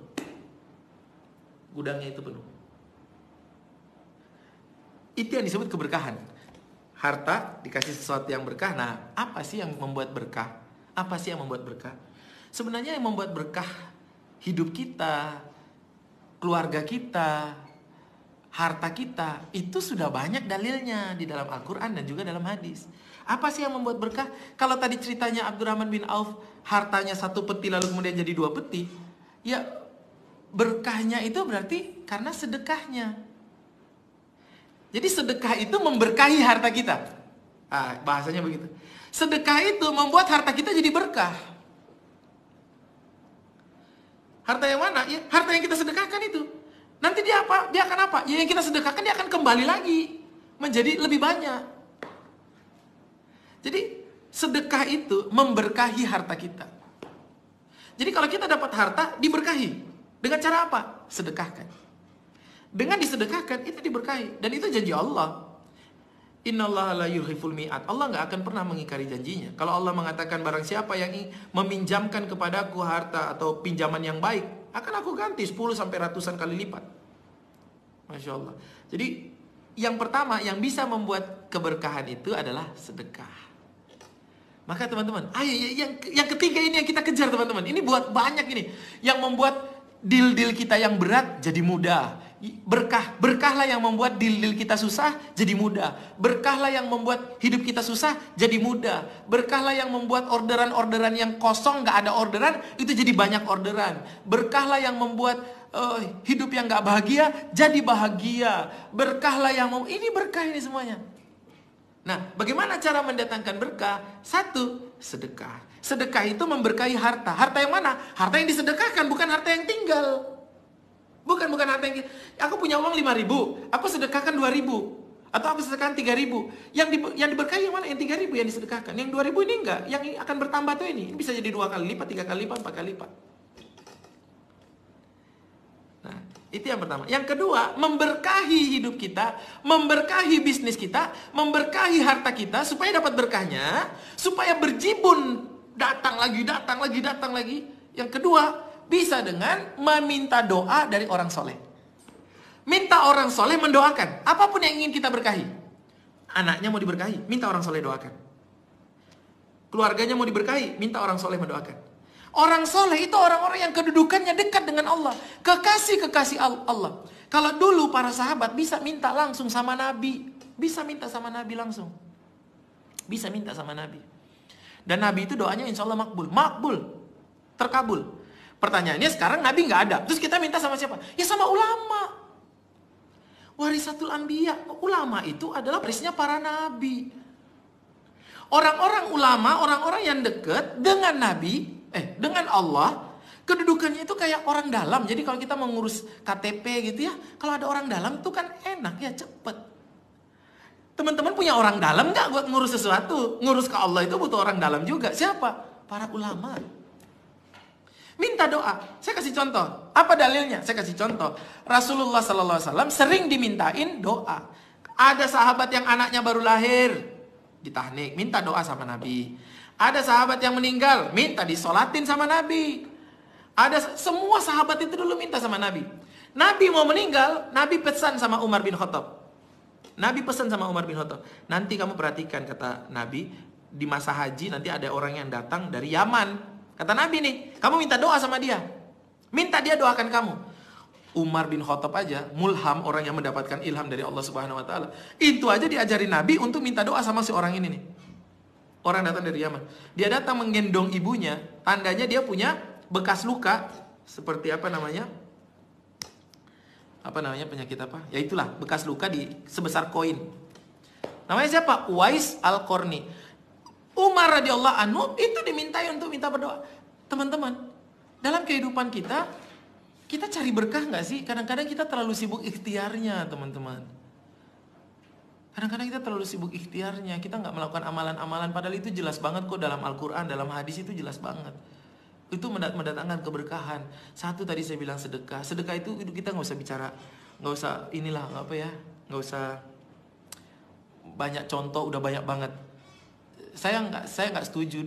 Saya sekolahnya ekonomi, saya sekolahnya bisnis. Saya dulu diajarin menabung pangkal kaya dari kecil. Pangkal kaya itu orang kapitalis yang berharap bunga. Enggak, kita enggak benar. Yang benar itu bagi kita orang Islam itu sedekah pangkal kaya. Sedekah pangkal kaya. Kalau bagi orang Islam loh. Kalau bagi orang kapitalis menabung pangkal kaya. Kalau bagi orang Islam sedekah pangkal kaya. Kalau bagi yang tante-tante itu rajin mangkal kaya. Rajin mangkal kaya. Ya, nggak bercanda ya. Jadi sedekah itu pangkal kaya. Kita nggak usah bicara. Itu memberkahi harta kita. Harta kita. Jadi harta kita diberkahi dengan sedekah. Yang kedua, kita mau memberkahi harta kita, mau memberkahi pekerjaan kita, mau memudahkan urusan kita, minta doa. Minta doa. Minta doa. Kita ketemu, datang ke ulama, datang ke kiai, ya, datang ke ustadz, minta didoakan. Mereka orang-orang yang dekat kedudukannya dengan Allah, insya Allah mereka didengarkan doanya. Doa mereka dosanya lebih sedikit lah intinya tuh. Kita ini dosanya banyak, makanya kita makan kita nggak terjaga, ya. Kadang kita nggak tahu kita makan, oh ini halal apa haram, mungkin gitu ya. Makanya doanya nggak makbul. Tapi orang-orang yang alim-alim itu makbul mereka, karena mereka menjaga makan mereka. Ya, mereka menjaga mata mereka menjaga telinga mereka menjaga maksiat. Oh ya Allah, maka minta doa. Doa-doa orang-orang yang alim itu berkah. Saya kasih contoh ya, Saudi Arabia. Saudi itu kaya banget. Kalau itu negara yang kaya maksud saya. Dan maaf ya, orang-orang asli Saudi itu mereka dijamin kehidupannya, yang asli warga negara Saudi itu dijamin sekolah sampai S3 itu gratis, bahkan digaji. Kalau orang luar dari Indonesia sekolah di sana gratis, tapi kalau orang asli warga negara itu dikasih uang. Sekolah itu dikasih uang. Itu Saudi. Saya datang, kalau kita ke sana kita lihat mobil-mobilnya juga mobil gede-gede kan, mobilnya besar-besar. Nissan yang build up. Padahal tahu nggak, dibandingkan ikhtiar kerja mereka dengan kita, kalau teman-teman punya kenalan keluarga orang Saudi, lihat pola mereka. Saudi itu jam 8, jam 9 itu baru rame jalanan. Orang itu baru mulai aktivitas jam 9-an. Jam 6 itu masih sepi, masih apa ya? Kalau di Mesir jam 6 itu masih banyak kejahatan di jalan. Masih banyak kejahatan. Jadi di sana itu orang baru kerja itu jam 9 dan selesai kerja ngantor itu jam 1, jam 2 siang mereka udah pulang. Kerja. Tapi mereka kaya. Banyak duit. Kerjanya dikit, ikhtiarnya dikit karena berkah. Jadi saya punya teman, saya bilang, "Kamu berangkat kerja jam berapa?" Dia bilang, "Jam 9 aku ngantor. Pulang jam 2, sampai rumah jam 2." Saya tanya, "Kerja apaan?" "Ya kerja, kita di kantor tanda tangan melakukan ini." Wih, tapi dia punya rumah bagus, mewah, sopirnya 4. Sopirnya 4. Orang Indonesia semua. Lalu saya tanya, Masya Allah, itu begitu, kerjanya cuma begitu? Iya begitu. Lalu dia bilang begini, "Kalau di Indonesia kerjanya jam berapa?" Terus saya jawab, di Indonesia itu jam 3 pagi, pasar udah rame. Orang udah di pasar, di sini jam 3 belum ada. Jam 6, sana jam 3 udah rame. Terus dia geleng-geleng kepala. Dia bilang, Masya Allah, pasti orang Indonesia kaya-kaya. Saya bilang, enggak. Kaya bukan karena ikhtiar, tapi karena berkah. Berkah itu kerjanya sedikit, tapi karena ada berkahnya, ya Allah, kerjanya sedikit, tapi karena ada berkahnya, maka hasilnya banyak. Kenapa orang di Saudi, di Mekah, di Madinah itu berkah? Ya karena mereka didoain. Siapa yang mendoakan? Mekah itu didoakan sama Nabi Ibrahim. Madinah itu didoakan sama Nabi Muhammad. Jadi mereka berdua, nabi-nabi mendoakan siapapun yang tinggal di situ makmur, sejahtera. Nabi Ibrahim mengatakan, "Rabbij'al hadza baladan aminan warzuq ahlahu minas thamarat wal ard." Nabi Ibrahim bilang, "Ya Allah, berikanlah negeri ini baladan aminan, negeri yang aman. Warzuq ahlahu, dan berikanlah rizki kepada penghuninya. Minas samarat wal ard, dari langit rizkinya datang dan dari bumi." Makanya orang Saudi itu penghasilannya paling besar itu 2. Dari bumi apa? Minyak bumi. Dari langit apa? Jamaah haji umroh. Itu penghasilannya. Doanya siapa? Nabi Ibrahim, Nabi Muhammad. Kalau yang 2 orang itu udah angkat tangan berdoa, aduh, ya pasti dikabulkan Allah. Itu yang membuat Mekah itu, walaupun gersang di sana, itu kita nanam apa-apa susah. Di Indonesia nanam apa-apa gampang. Saya pernah naik angkot, samping saya ini sopirnya itu dia nyopir, terus dia makan kelengkeng gitu. Terus kan ada bijinya, terus bijinya tuh dia lepeh gitu ya, di luar gitu, gitu, dilepehin gitu. Terus habis dilepehin kelengkeng, biji kelengkengnya, sopirnya bilang sama saya yang duduk di sampingnya, "Nanti kalau ada pohon kelengkeng di situ tumbuh, itu pohon saya." Saya bilang, Masya Allah, Indonesia itu segitunya suburnya. Tinggal buang itu aja, tumbuh. Arab nggak bisa. Air susah. Dari zaman dulu, dari zaman sebelum Nabi Muhammad, itu airnya sudah susah. Air Zam-Zam itu baru ditemukan lagi oleh Abdul Muthalib, kakeknya Nabi. Kakeknya Nabi menemukan Sungai Zam-Zam. Dia mimpi 3 hari berturut-turut, mimpi disuruh gali di situ, akhirnya gali. Tapi jadi dari zamannya Nabi Ismail sampai ke bawah itu nggak ada air. Orang Mekah itu ngambil air keluar. Susah di sana, nggak ada air, nggak bisa nanam. Indonesia, lihat kanan got, lihat kiri kali, lepehin kelengkeng jadi pohon. Kaya banget sebenarnya Indonesia ini. Tapi secara kesejahteraan lebih makmur orang sana. Karena apa? Doa. Ya Allah. Bisa jadi bisnis kita sama, tapi aku punya backingan orang ulama doa. Itu yang membuat percepatan. Nah kadang-kadang kita tuh terlalu sibuk dengan ikhtiarnya, lupa dengan berkahnya. Kita cari berkah itu jarang. Dan banyak ayat-ayat tentang berkah. Tadi saya udah bilang yang kedua doa, yang pertama sedekah. Yang ketiga misalnya silaturahim. Silaturahim. Itu kata Nabi. Nabi loh. Nabi yang bilang, barang siapa yang suka, yang mau umurnya dipanjangkan, rezekinya diperbanyak, lakukan silaturahim. Datang ke orang gak punya maksud, gak punya niat, gak pengen minta apa-apa, gak bawa proposal. Silaturahim aja. Bukan yang pengen apa baru datang. Itu bukan silaturahim. Itu mah namanya minta donasi, minta tolong. Jadi silaturahim berasal dari dua suku kata, dari dua huruf, ya. Silat artinya menghubungkan, rahim artinya kasih sayang. Ya, mata menghubungkan. Jadi silaturahim itu kita datang aja ke orang, kita kasih dia hadiah, kita duduk sebentar, namanya silaturahim. Ngobrol, lihat 15 menit, 30 menit, pamit pulang. Itu silaturahim, ngasih orang sesuatu, pulang. Itu silaturahim. Bukan datang, Pak, kita ada ini, kami dari pondok pesantren ini, kami dari, itu bukan silaturahim. Itu namanya meminta bantuan. Nah, kadang-kadang hari ini hidup kita jadi susah karena kita jarang silaturahim. Kita jarang cari berkahnya. Kita itu sekarang hubungannya terlalu transaksional. Datang ke orang kalau kita punya tujuan, kalau kita punya maksud, kalau kita punya keinginan, kalau kita meminta tolong, baru kita datang. Coba deh teman-teman, agendakan silaturahim seminggu sekali. Kalau sudah datangin orang, jadi kita tuh hanya butuh siapa nih korban yang mau kita jadikan silaturahim. Siapa nih korban yang mau kita kasih hadiah. Kita silaturahim aja. Bagian kita, bagian silaturahim. Bagian rezeki kita datang dari mana. Bagian hajat kita tercapainya bagaimana. Nggak usah dipikirin, itu bagian Allah. Dan kita, otak kita nggak bakalan nyampe kalau mikir bagaimana cara datangnya rezeki. Kita nggak bakalan nyampe, otak kita mikir mah.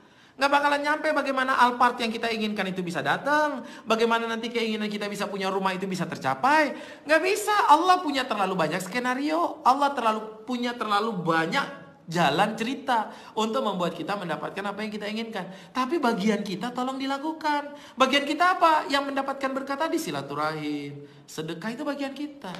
Nah, kadang-kadang kita datang ke orang, kita pengen sesuatu dari dia, itu nggak bisa.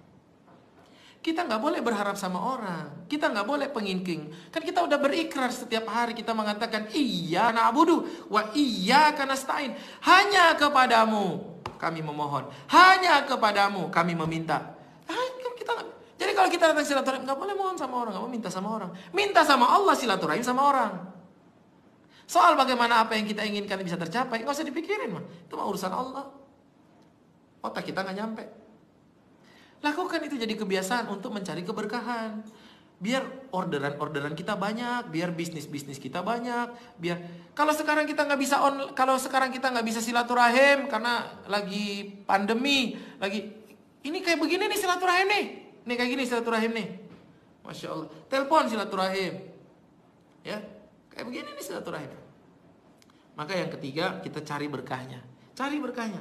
Banyak ayat-ayat. Selain tadi saya bilang sedekah, ini saya bisa cerita sampai pagi nih, tapi udah malam nih ya. Saya potong aja, singkat aja. Mencari berkah itu bisa dengan sedekah. Mencari berkah itu bisa dengan apa tadi? Minta doa orang-orang soleh. Yang ketiga, mencari berkah itu bisa dengan silaturahim. Mencari berkah itu bisa dengan syukur. Allah bilang, la in syakartum la azidannakum wa la in kafartum inna azabi. Syukuri apa yang kita dapatkan, maka apa yang kita dapatkan jadi berkah. Karena dia berkah, maka bertambah. Ingat, letakkan berkah dalam setiap kehidupan kita. Yang kita cari itu berkah, biar dia bertumbuh. Bertumbuh kebaikannya, bertumbuh menjadi sesuatu yang baik. Syukur. Sholawat. Sesuatu disolawatin, jadi. Ya, sholawat. Sehari sholawat berapa kali ya. Apalagi? Zikir. Insyaallah. Zikir. Salat duha.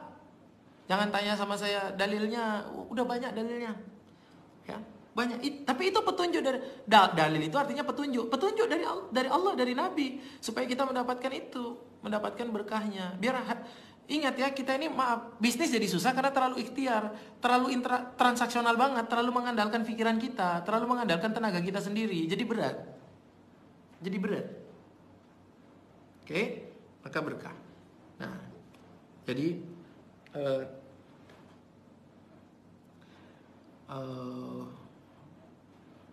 kita cari keberkahannya dengan amalan-amalan yang banyak tadi, ya. Dan yang terakhir, ya, keempat, rezeki itu datang kepada kita karena takwa. Karena apa? Takwa. Apa dalilnya? Surat At-Tolak ayat 1, ayat 2. Wa may yattaqillaha yaj'al lahu makhraja wa yarzuqhu min haitsu la yahtasib. Barang siapa yang bertawakal kepada Allah Subhanahu wa taala, menyerahkan segala urusan kepada Allah, maka Allah bukakan pintu masalah-masalah yang dia hadapi. Yang selama ini buntu hidupnya, buntu masalah, buntu. Allah bukakan. Dan Allah berikan kepada dia rizki min haitsu la yahtasib, dari arah, dari pintu yang tidak dia sangka-sangka. Takwa.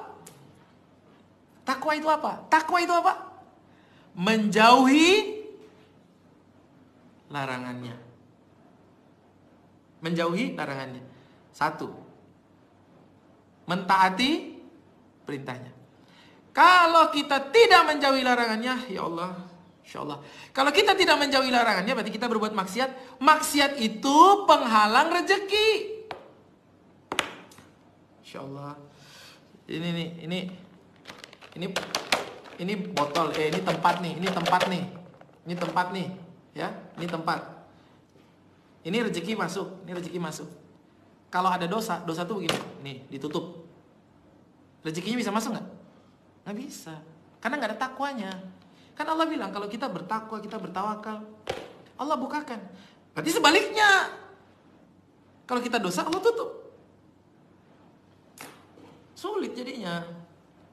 Maka kalau kita mau dibukakan semua masalah kita, mau dikasih rezeki, takwa. Siapa contohnya orang yang bertakwa? Siapa contohnya orang yang mendapatkan rezeki dari Allah? Datangkan, rezeki itu didatangkan. Jadi kalau orang bertakwa, rezeki itu didatangkan. Sama seperti lagu cicak-cicak di dinding. Cicak-cicak di dinding, diam-diam merayap. Datang seekor nyamuk, nyamuknya yang datang. Hap, jadi cicaknya diam. Nyamuknya datang, hap. Datang rezekinya. Apa? Takwa. Takwa. Jadi ketika kita takwa, kita jaga diri kita. Takwa itu apa ya bahasa Indonesia itu sederhana, waspadalah, waspada. Ting gitu, waspada. Waspadalah, waspadalah. Kita waspada terhadap dosa, waspada. Kalau kita takwa, itu menjaga diri kita dari dosa, tidak melakukan maksiat, itu datang rezeki itu sendiri. Contoh, mau contoh. Nah, Ibunda Maryam. Saya kasih contoh satu. Ibunda Maryam itu anaknya siapa? Anaknya Imron. Maryam itu anaknya Imron. Dipelihara sama siapa? Hidupnya sama siapa? Nabi siapa? Zakaria, pamannya Nabi Zakaria. Nabi Zakaria nggak punya anak, melihara ponakannya Siti Maryam. Setiap Nabi Zakaria masuk ke dalam mihrab, ke dalam kamarnya Maryam, selalu Nabi Zakaria itu melihat ada makanan di situ. Ada selalu makanan, selalu terpenuhinya itu. Lalu kemudian Nabi Zakaria bertanya, dari mana itu? Apa jawabnya Maryam? Dari Allah, min fadli rabbik, dari Allah. Katanya, jadi Allah mengantarkan. Kenapa begitu? Karena Maryam itu wanita suci, takwa. Karena Maryam itu menjaga dirinya, takwa.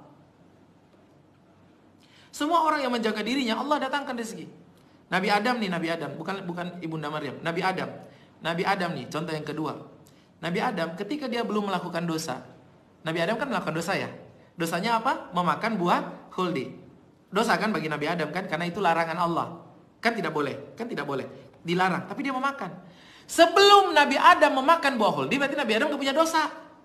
Nabi Adam kalau gak punya dosa, Allah bilang apa coba? Ya Adam, uskun anta wa zawjuka fil jannah. Wahai Adam, engkau sama istrimu silakan hidup masuk dalam surga. Makan semua yang engkau mau. Apa aja semua ada di sini. Tapi Allah kasih syarat. Wala taqraba li hadhihi sajarah. Tapi janganlah engkau mendekati pohon ini. Jangan mendekati. Dideketin, dimakan, akhirnya turun di bumi. Apa-apa yang tadi semua sudah didapatkan, nikmat itu diambil sama Allah. Makanya Nabi Adam perlu untuk cari sendiri. hukuman itu begitu. Jadi ketika kita hilang takwanya, hilang barokahnya. Berat ya teman-teman ya. Ya Allah, mungkin hidup kita ini susah karena banyak dosa ya Allah. Insya Allah. Oke. Jadi kalau kita nggak ada dosa, rezeki itu datang. Anak bayi udah ada dosa belum? Belum. Anak bayi nggak ada dosa. Dia belum akil balik, dia belum ada dosa. Mau apa aja, tinggal oe-oe. Lapar nih anak bayi nih, nggak ada dosa kan? Oe-oe. Minumnya datang. Dia nggak datangin kan, anak bayi nggak datangin, malah serem. Dia didatengin tuh sama minumannya tuh, sama makanannya. Nanti popok, tinggal oe-oe. Datang tuh ganti popok. Dia mau itu semua didatengin tuh, nikmat tuh. Kalau nggak ada dosa. Nah inilah yang bikin berat nih, ya Allah. Makanya takwa teman-teman, waspada, kita jaga diri. Kalau mau banyak rezekinya. Nah itu 4 pola bagaimana kita mendatangkan rezeki yang banyak teman-teman. Jadi jangan berharap nomor 2 saja. Saya melihat hari ini kita banyak terjebak pada ikhtiarnya. Kita terlalu banyak belajar ilmu-ilmu duniawi ya. Oh ini strateginya begini, ini caranya begini, ini harus begini, postingannya begini. Itu kudu, wajib. Tapi jangan membuat kita lupa terhadap keberkahan dan ketakwaan. Karena dari situlah yang membuat, berkah itulah yang membuat membanyak. Kalau kita hanya ikhtiar 2 dapat 2. Tapi kalau ada ikhtiar 2 dapat 2, tambah takwa, 2 ini jadi 4, 4 jadi 8, 8 jadi 12, jadi berapa? 8 tambah 8, 16, dan begitu seterusnya. Wallahu a'lam bishawab. Ya, mudah-mudahan kajian ini teman-teman semuanya jadi sedih saya karena banyak dosa ya Allah.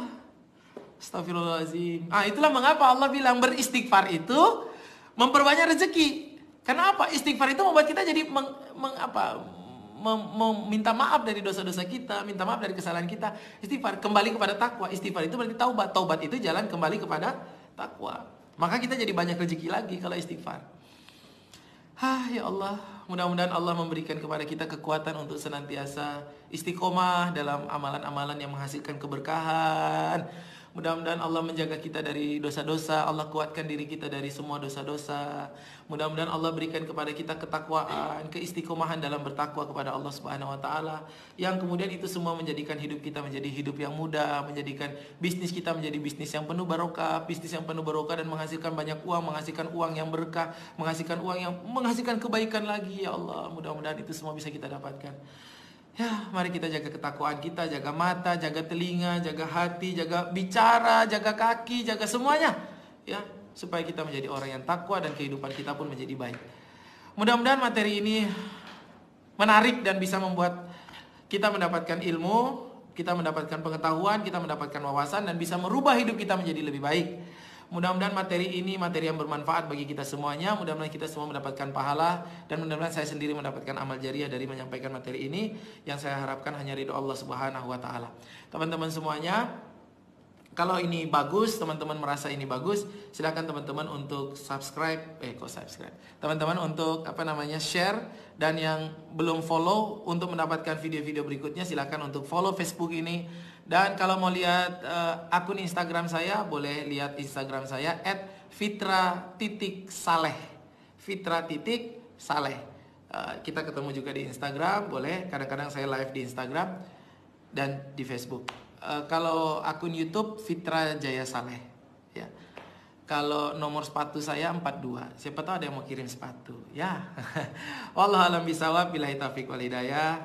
Assalamualaikum warahmatullahi wabarakatuh. Sampai ketemu besok.